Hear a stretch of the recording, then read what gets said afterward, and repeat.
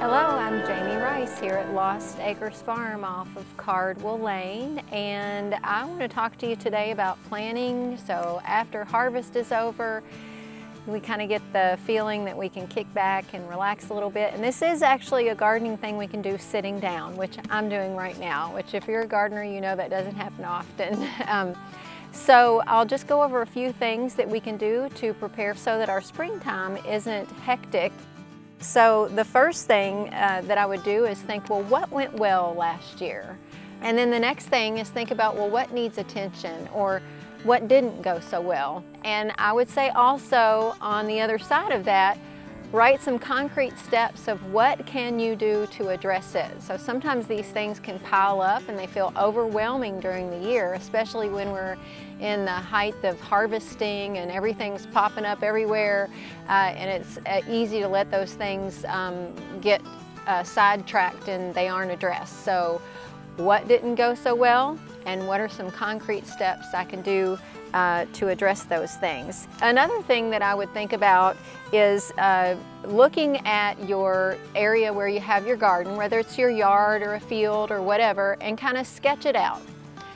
Where did I have these things? Where did I have my plants? Did I have my brassicas in one area? You know, where did I plant everything? My cucurbits were over here, and sketch it out on a piece of paper. And plan on rotating those crops. Maybe have a 3-year plan and say, okay, so the cucurbits were here, I'm gonna put brassicas there next year. And then brassicas were here, I'll put cucurbits there next year, and write it out and just have it out so that you have about a 3-year plan. And that way, if you did have some insects, some things that really loved those particular plants that year, perhaps they won't be as close the next year, and you'll cut down a little bit on some problems. The other thing that I would say is consider getting a soil test.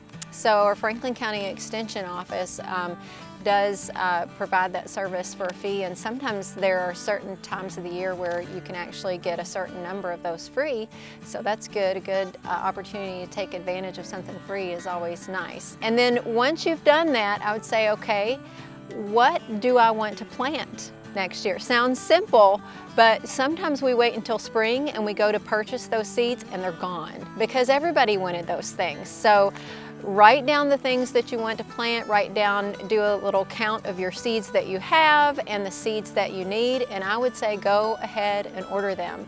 Because if you order them in November, December, you're going to be a lot more likely to get what you want than if you wait until February when you know, those supplies are almost gone. So while you're counting your seeds, if you find that you have quite a few, you can put them in the refrigerator or the freezer to save for next year.